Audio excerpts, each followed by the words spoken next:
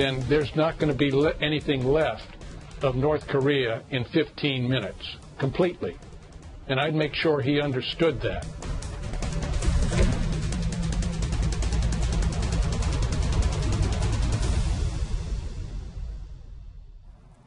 자, 미국이 북한 선제 타격 준비를 모두 마쳤다고 이야기를 하고 있습니다. 북미가 일촉즉발의 위기로 치닫고 있는 가운데 미국이 선제 타격을 하면 북한이 남한에 대한 보복 공격을 할 것이라는 시나리오도 함께 거론이 되고 있죠.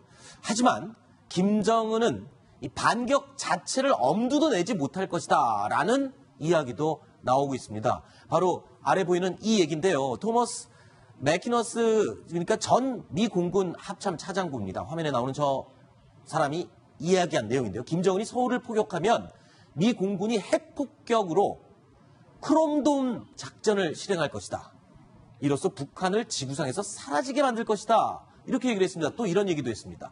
미국의 선제 타격에 반격을 만약에 하게 되면 김정은은 15분도 채 버티지 못할 것이다. 이렇게 얘기를 했습니다. 자, 크롬돔 작전. 이게 무슨 작전입니까? 얼마나 무시무시한 작전이길래 저럽니까? 소련이 미국을 핵무기로 공격을 하게 되면 네. 두 가지 수단으로 반격을 하는데 네. 하나는 B-52가 수소폭탄을 장착을 하고 네. 24시간 내내 그 소련 국경 근처에 떠 있다가 바로 소련으로 들어가서 소련을 폭격하는 작전이 이제 크롬돔 작전인데 냉전 시절 때부터 있었던 작전의 이름이군요. 있었죠. 그 얘기를 하고 있는데 저분은 좀 은퇴하신 지가 좀 시간이 좀 된 것 같습니다. 말씀 자체가 보면은 벌써 북한이 재래식 무기로 우리를 공격했을 때 미군이 핵무기로 북한을 핵으로 타격한다. 그런 것은 작전 계획이 없는 얘기거든요. 아, 그래요? 네, 그러니까 그거는 옛날 얘기를 한 것 같습니다. 그러니까 91년도에 한반도 비핵화 공동선언이 있기 전에 그때 우리 한반도에 핵무기가 있을 때 그때 얘기를 하는 것 같은데 지금은 그런 얘기를 안 합니다.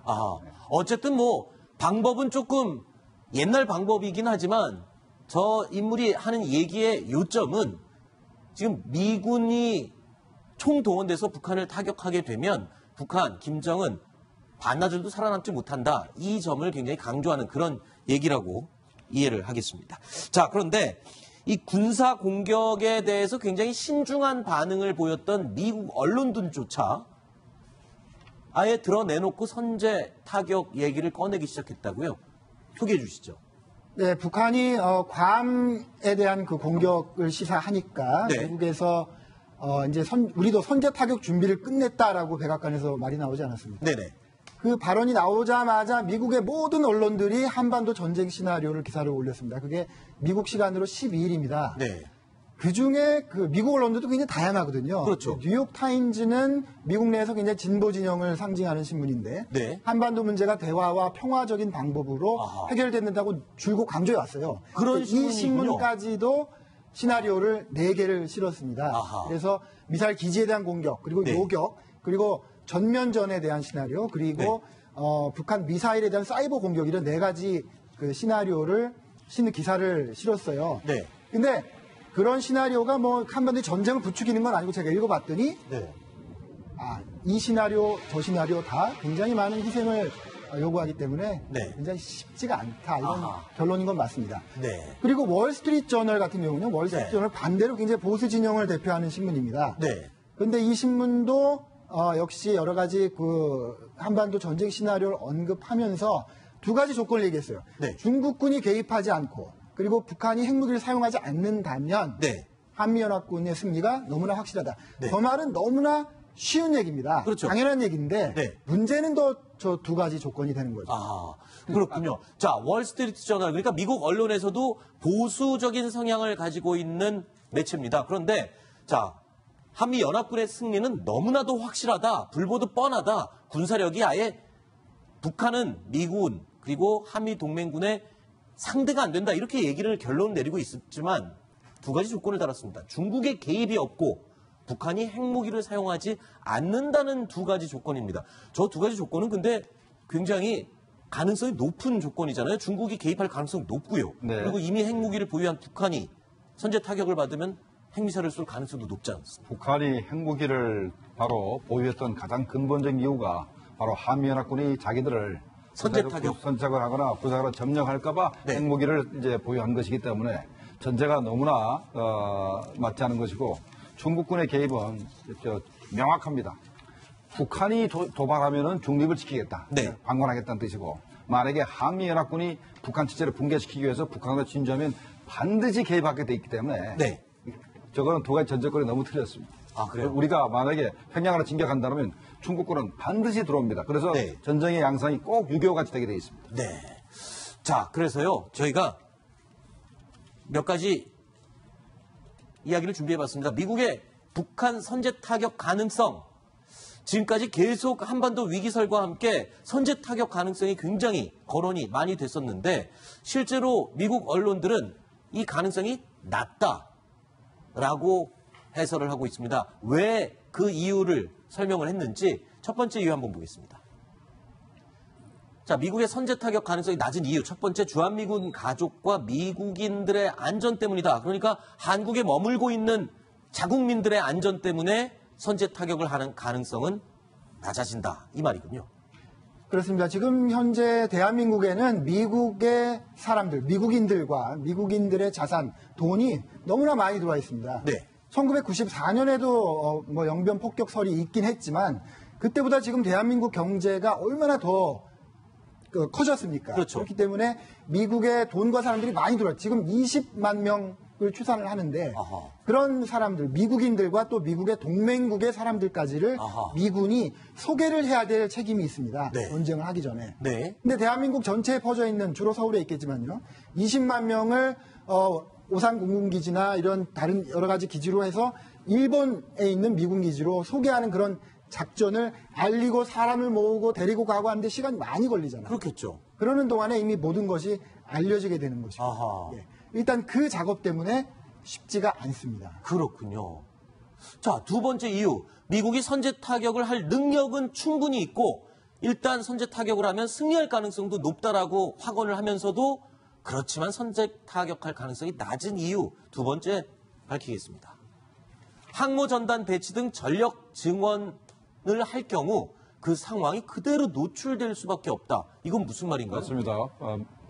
미국이 북한을 공격하려고 하면 네. 적어도 2개 항모 전단, 3개 정도는 돼야 됩니다. 항공모함 전단 이 세 개. 최소한 2개, 또는 3개 정도 4개 전단이 와야 된다고요? 한반도 해역에 들어와야 되는데 그 들어오는 걸 갖다가 중국이나 러시아가 다 보고 있겠죠. 위성으로 본 다음에 북한에 가르쳐줍니다. 이게 문제거든요. 우리가 남태평양에서 한국, 미국, 일본, 호주, 뉴질랜드가 림팩 훈련을 하면은 그거 북한이 알 수가 없어요. 네. 그런데 북한이 바로 비난을 합니다. 네. 그거 중국이나 러시아가 가르치지 않으면 사람들이 비난할 수가 없는데 네. 마찬가지로 항모 전단이 한반도에 접근하게 되면 네. 북한은 알 수 없어도 중국이나 러시아가 가르치기 때문에 네. 그건 우리가 몰래 할 수가 없는 겁니다. 아, 그러니까 선제 타격이라고 하는 거는 이 대비할 시간을 주지 않고 그냥 가서 선제적으로 공격을 해서 초토화시켜야 되는 작전인데 이 작전의 움직임을 모두 지켜보고 있고 우리 이제 싸운다라고 광고하는 효과밖에 안 되기 때문에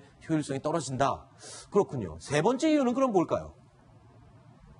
한국 정부의 대북 선제 공격에 대한 동의와 용인이 필요하다. 이 부분은 어떻게?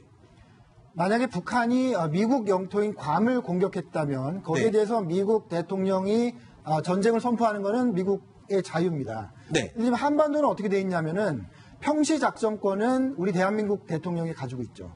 그러나 전시 작전권은 한미연합사령관이 가지고 있습니다. 그렇죠. 근데 한미연합사령부라는 것은 한미연합사령부가 전시 작전권을 행사하려면 필연적으로 미국 대통령과 한국 대통령이 동의를 해야 되는 거죠. 미국 대통령이 하고 싶어도 한국 대통령은 그것을 용인하기가 쉽지 않은 그런 구조입니다. 특히 그리고 또 이번에 이 문재인 정부에서는 그렇게 이 부분에 대해서 선제 타격을 용인할 가능성은 그리 높아 보이지는 않는 것 같습니다. 그렇죠? 그렇습니다. 한반도의 전쟁은 공멸을 사실상 의미하는 것이거든요. 그런 차원에서 미국에서는 지금 그렇게 얘기하지 않습니까? 전쟁이 나면 한반도에서 나지 워싱턴에 불똥이 튀는 것이 아니다라는 말까지 나오고 있는데 네. 그것은 바다 건너 미국에 있는 사람들이 할 수 있는 얘기죠. 네. 우리 한반도에 있는 사람들은 그렇게 얘기할 수 없는 겁니다. 네. 문재인 정부가 아니라 하더라도 네. 양국의 어떤 정부가 들어서도 네. 한반도에서 전쟁이 벌어지는 것은 그렇죠. 용인할 수가 없는 겁니다. 네. 자, 이 문재인 대통령은요, 오늘 있었던 수보회의에서 다시 한번 강조했습니다. 그러니까 이 북한과 미국이 이 폭탄 발언으로 서로 말싸움을 하고 있는 시작한 이후에 처음으로 한반도 전쟁 가능성에 대해서 언급을 했습니다. 직접 목소리 들어보시죠. 다시 한번 강조해서 말씀드립니다. 정부의 원칙은 확고합니다. 대한민국의 국익이 최우선입니다. 대한민국의 국익은 평화입니다. 한반도에서 두 번 다시 전쟁은 안 됩니다. 어떤 우여곡절을 겪더라도 북한 문제는 반드시 평화적으로 해결해야 합니다. 이 점에서 우리와 미국의 입장이 다르지 않습니다. 한미동맹은 평화를 지키기 위한 동맹입니다. 미국 역시 현재 사태에 대해 우리와 같은 기조로 냉정하고 책임있게 대응할 것이라 생각합니다.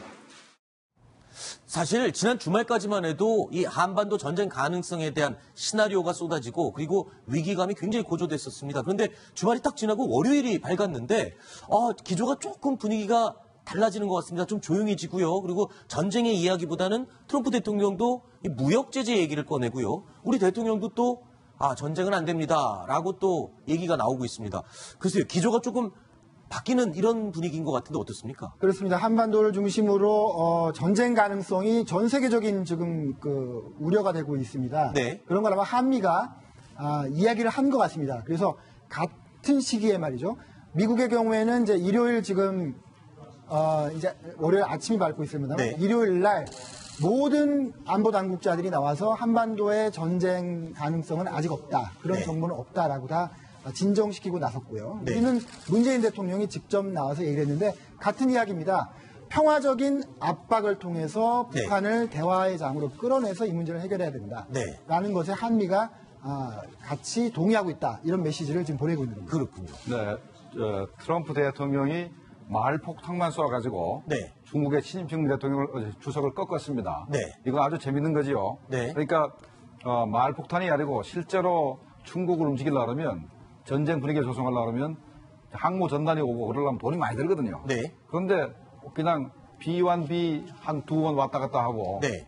마을폭탄만 써가지고 중국을 꼼짝 못하게 만들었습니다. 네. 북한도 그냥 겁이 절절 흘려서 그냥 내부적으로 굉장히 많은 긴장을 하고 있는 상태고 네. 이러면 얼마나 효율적입니까? 네. 그러니까 내볼 때는 처음부터 트럼프 대통령이 군사적인 목적을 가지고 발언했던 것이 아니고 네. 말폭탄만 써가지고 중국을 움직이겠다 하는 전략이 몇 개 들어간 거라고 봅니다. 그렇군요. 자, 과연 근데 이 트럼프 대통령의 협박성 발언에 북한이 벌벌 떨고 있는 건 맞을까요? 자, 이런 소식이 들어와 있습니다. 위성 사진을 통해서 살펴봤더니요. 북한이 심포조선소에서 SLBM 잠수함 발사 탄도미사일을 준비하고 있는 징조가 포착이 됐다. 이런 기사가 떴습니다. 자, 지금 이 심포조선소인데요. 여기에 지금 심포급 잠수함이 정박이 되어 있습니다. 그리고 이 옆에는요. 바지선입니다.